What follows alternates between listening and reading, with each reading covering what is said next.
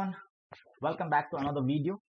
In this video, we will try to understand the objectives of Chinese foreign policy. ठीक है?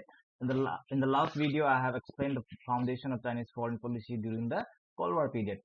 तो अब हम जानेंगे कि ऑब्जेक्टिव क्या है, बेसिक ऑब्जेक्टिव किसी भी फॉरेन पॉलिसी किसी भी कंट्री का जो फॉरेन पॉलिसी होता है उसका ऑब्जेक्टिव क्या क्या होता है।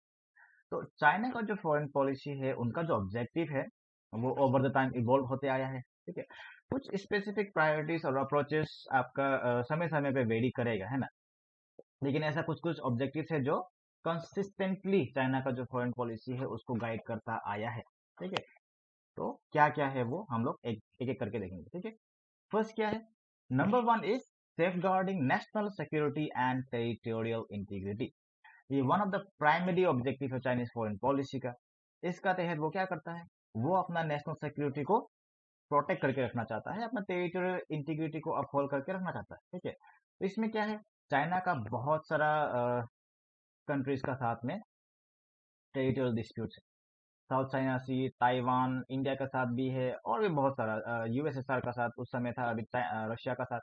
तो चाइना क्या करता है, चाइना अपना टेरिटोरियल इंटीग्रिटी को लेके काफी ज्यादा कंसर्न वो रखता है और वो अपना नेशनल सिक्योरिटी को और टेरिटोरियल इंटीग्रिटी को सेफगार्ड करने में वो हमेशा, ठीक है, हमेशा फ्रंट पे रहता है। नेक्स्ट है promoting economic development and prosperity. तो चाइना एक सिग्निफिकेंट, बहुत ज्यादा इंपॉर्टेंस देता है इन प्रमोट करना क्या को, इकोनॉमिक डेवलपमेंट प्रॉस्पेरिटी को, डोमेस्टिकली एंड इंटरनेशनली। तो ये देखा जा सकता है कि चाइना जो है एक फेवरेबल कंडीशन बना के रखना चाहता है इंटरनेशनल एनवायरनमेंट में, क्या के लिए, ट्रेड के लिए, इन्वेस्टमेंट के लिए, इकोनॉमिक कॉपरेशन के लिए। हाँ, यही रीजन है कि despite so many boundary disputes India के साथ, आज भी चाइना के लिए इंडिया एक बहुत बड़ा मार्केट है। ठीक है, तो ये है, और इसका जो ऑब्जेक्टिव है वो इसमें भी रिफ्लेक्ट होता है कि उसने बेल्ट एंड रोड जैसा इनिशिएटिव लेके रखा है, जिसका तहत वो शंघाई को पूरा वर्ल्ड का साथ जोड़ना चाहता है, उसको एक मैन्युफैक्चरिंग हब बनाना चाहता है। ठीक है, तो ये है। नेक्स्ट है maintaining a peaceful international environment. China emphasize करता है कि एक इंटरनेशनल एनवायरनमेंट हो जो काफी ज्यादा पीसफुल हो, जहाँ पे जितना भी कंफ्लिक्ट है, डिस्प्यूट है, इसको पीसफुल वे में इसका रिजोल्यूशन लेके आए। ठीक है, तो वो जो प्रिंसिपल है आपका, पेंसिल का जो प्रिंसिपल है उसको काफी ज्यादा मान के चलता है, मानता तो है कुछ कुछ उसमें भी लूपहोल्स है।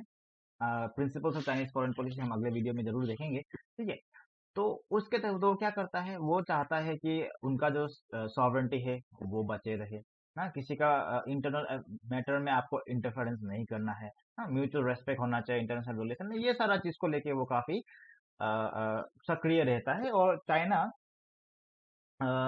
डिप्लोमेसी, ठीक है, डिप्लोमेसी को काफी ज्यादा बढ़ावा देता है, डायलॉग, कॉपरेशन, ये सब का थ्रू वो ग्लोबल इश्यूज को सॉल्व करना चाहता है। ठीक है, नेक्स्ट क्या है, नेक्स्ट है enhancing regional influence and shaping global governance. इसमें क्या है, चाइना रीजनल इन्फ्लुएंस और वहां पे एक्टिवली पार्टिसिपेट करना, ये चाइना का बेसिक ऑब्जेक्टिव है। जहां कहीं भी ऐसा कोई ऑर्गेनाइजेशन होता है जो रीजनलिज्म को प्रमोट कर रहा है, जैसे कि आपका आसियान देखो, सांघाई कोऑपरेशन ऑर्गेनाइजेशन देखो, या फिर ब्रिक्स को देखो, तो इस तरह का जो प्लेटफॉर्म है इसमें जाके चाइना अपना नेशनल इंटरेस्ट को प्रमोट करता है।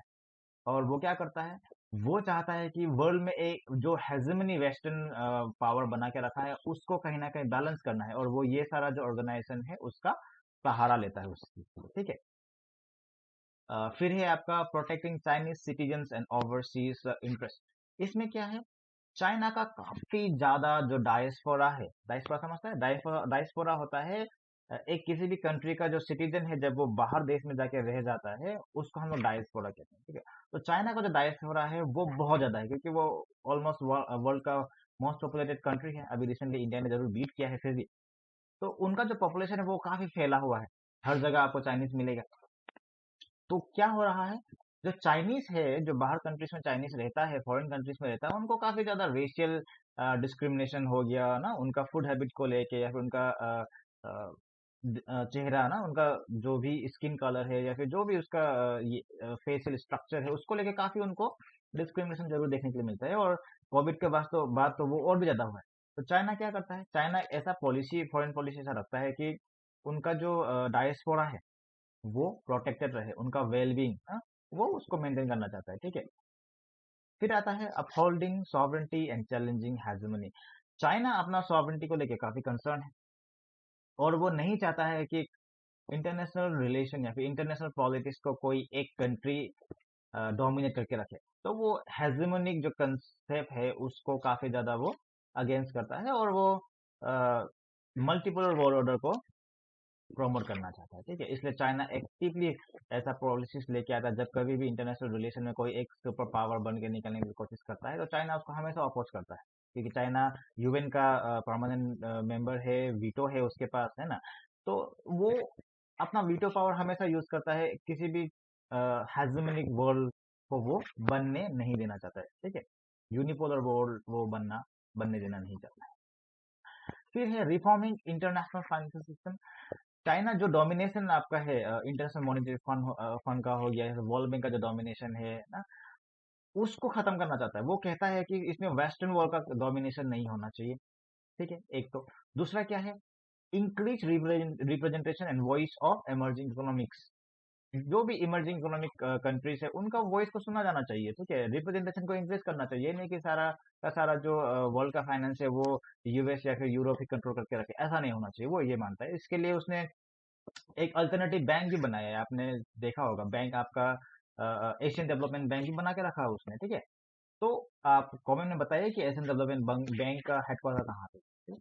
तो इस तरह से वो इंटरनेशनल फाइनेंशियल सिस्टम को रिफॉर्म करना चाहता है। ठीक है, नेक्स्ट है environmental cooperation and sustainable development. China एक ऐसा कंट्री है जो हमेशा से ग्लोबल चैलेंजेस को का इम्पोर्टेंस को वो रिकॉग्नाइज करता आया है, जैसे कि आपका क्लाइमेट चेंज हो गया, इन्वायरमेंटल डिग्रेडेशन हो गया ना। ये सारा चीज को वो हमेशा से रिकॉग्नाइज करता है और चाहता है कि इंटरनेशनल कोऑपरेशन एक बना रहे, मल्टीलेटरल कोऑपरेशन, मल्टीलेटरल एफर्ट्स हो, ताकि हम लोग क्लाइमेट चेंज, सस्टेनेबल डेवलपमेंट को हम लोग प्रमोट कर सके। तो ये सारा चीज आपका चाइना का जो एक्टिव पार्टिसिपेशन है, पेरिस एग्रीमेंट हो गया, क्योटो प्रोटोकॉल हो गया, बाकी सारा जितना भी ग्लोबल एनवायरमेंटल इश्यूज को एड्रेस करने के लिए जितना भी कॉन्फ्रेंस वगैरह हुआ, चाइना उसमें हमेशा पार्टिसिपेट किया। ठीक है, फिर है culture diversity and dialogue among civilizations. China emphasize करता है कि कल्चरल डाइवर्सिटी का क्या इंपॉर्टेंस है, कल्चर डाइवर्सिटी एंड डायलॉग का क्या इंपॉर्टेंस है। और ये जो नया वर्ल्ड ऑर्डर उभर के आया है, इसमें वो ये कहता है कि एक डाइवर्सिटी जो है, डाइवर्सिटी का बावजूद, डाइवर्सिटी आपका वर्ल्ड में क्या रोल प्ले करता है।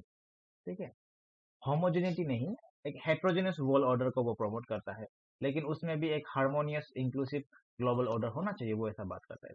ठीक है, फिर है digital governance and cyber security.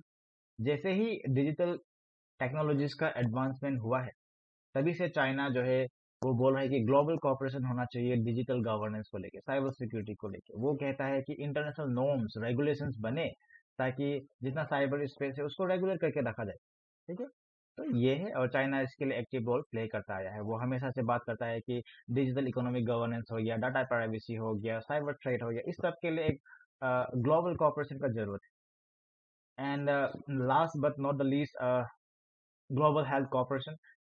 Covid pandemic का बाद से चाइना एक्सप्रेस किया है कि चाइना ये कमिटमेंट एक्सप्रेस किया है कि इंटरनेशनल कॉपरेशन होना चाहिए पब्लिक हेल्थ और डिजीज प्रिवेंशन को लेकर। तो वो सारा एफर्ट को, जितना भी ग्लोबल एफर्ट्स है उसको वो सपोर्ट करता है, जिससे कि वैक्सीन हो गया, मेडिसिन रिसोर्सेस हो गया, उसका जो एक इक्विटेबल डिस्ट्रीब्यूशन हो ना, health care services world wide में हो अच्छा, इसके लिए वो काम करना चाहता है। ठीक है, तो ये सारा कुछ कुछ ऑब्जेक्टिव्स है जो चाइनीज फॉरेन पॉलिसी को गाइड करता आया है। इसके अलावा वो ऑब्जेक्टिव चेंज हो सकता है। ठीक है, बाकी ऑब्जेक्टिव आ सकता है, क्योंकि ऑब्जेक्टिव क्या होता है, वो डायनामिक है। इंटरनेशनल रिलेशन में फॉरेन पॉलिसी वो चेंज होता रहता है। ठीक है, तो thank you so much for watching. I hope आपको समझ में आया होगा।